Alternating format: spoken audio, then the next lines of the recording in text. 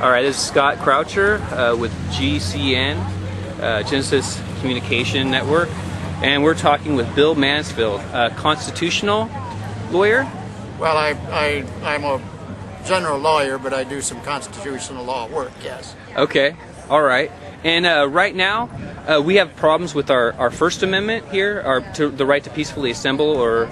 Well, the ordinance that deals with peaceable assembly had a number of constitutional flaws. Many of them deal with the discretion that's placed in various city administrators as to whether or not to grant a permit or not, right, and whether or not to withdraw a permit. They were given unbridled power to do so without limiting them to any kind of standards. That violates our Constitution. Right. It kind of turns our right into a privilege. Correct. Right. Yeah. We have a right to meet here, not just a privilege. That's right. That's right. Inalienable. Right. God-given. Inalienable. As long as we behave ourselves and don't create any danger to others, we have a right to express ourselves. And so, are you watching like the legislation lately that's been written that seems to undermine the Bill of Rights and Constitution? You talked about the Patriot Act, and yes, well, the Patriot Act is my major concern at the time in terms of federal law. The Patriot Act, and it's one of the major flaws of the Patriot Act, as I mentioned today, is that it grants governmental authority to search and seize without first showing probable cause. Right. It violates our Fourth Amendment. Basic concept in our constitutional law since the beginning of the Republic. That's right. Is that police can't come into our house unless they have probable cause to do so. That's they right. can't just at random come and search my car. Are you familiar with the McCain-Lieberman Act on American belligerence? No, I guess I'm not. Yeah, this was 2 weeks ago. 2 weeks ago Thursday, they put a bill into the House, and it's basically it's kind of like indefinite detention, only not on brown people, but on American citizens. Oh, that's something that Nixon tried, called preventive detention. The idea to keep them incarcerated without due process. That violates our concept, constitutional concept that you're presumed innocent until you're proven guilty.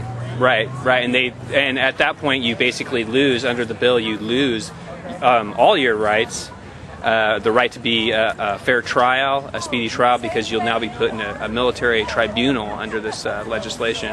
Well, it sounds like real mischief to me. Yeah, it sounds kind of Orwellian, very 1984. And what do you think about the health care bill? Do you think that mandatory mandated health care is constitutional? Oh yes, I think it's constitutional. The government of Oregon mandates automobile insurance. They can certainly mandate health insurance. I happen to personally favor government operated. I think it should be, the health care system should be nationalized. Did you think it kind of goes against our 13th Amendment though, indentured servitude? If we have to pay for something, that we don't necessarily need. Like, a lot of people don't believe, in a lot of the pieces that are in the legislation. The abortion issue to the panels, the bureaucratic panels that would oversee and regulate, how much health care you get. People that aren't even, in the medical practitioner. There's nothing new about panels regulating things. As long as they are given statutory and reasonable standards, then it is constitutional. You may have a question about policy, whether it's the fact that something is constitutional doesn't necessarily mean that it's good policy. You may have some policy arguments against it. Yeah, well, I was under the impression that mandatory anything is unconstitutional. No, not so. I'm mandated to wear a seatbelt, and that's constitutional. Right. I may not like it as a policy. In fact, I got a ticket for it here the other day. But I do not believe that it's. I do not agree that all mandated things are unconstitutional. No. Right. Government can regulate. It's how it regulates. Right. Have you read the bill, No. HR 3200? No, I have not. Okay. I do favor, however,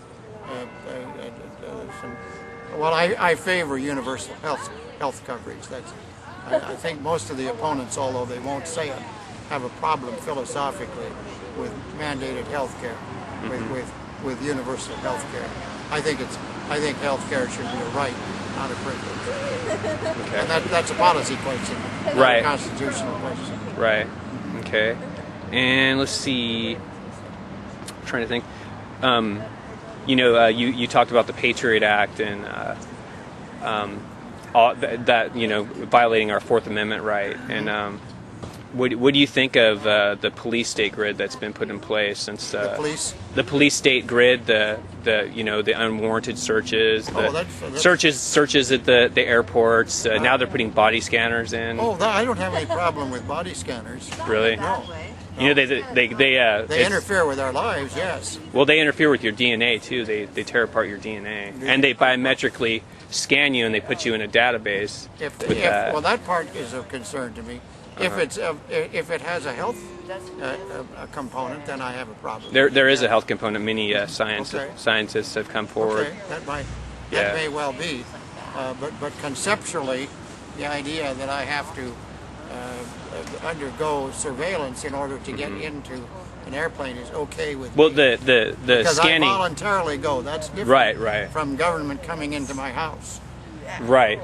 But I don't think that we should be, and they're talking about, and I've seen Department of Homeland Security instruction DVDs on them putting in mobile scanners for events and also the train stations and the bus stations and stuff like that. And these do strip search you. They take a biometric scan of your body through your. I'm familiar with how it works. Yeah. I just think that's an invasion of privacy. That's a Fourth Amendment issue as well, I believe. It is a Fourth Amendment issue. I'll agree with you on that. I'm not as probably concerned with it as you are.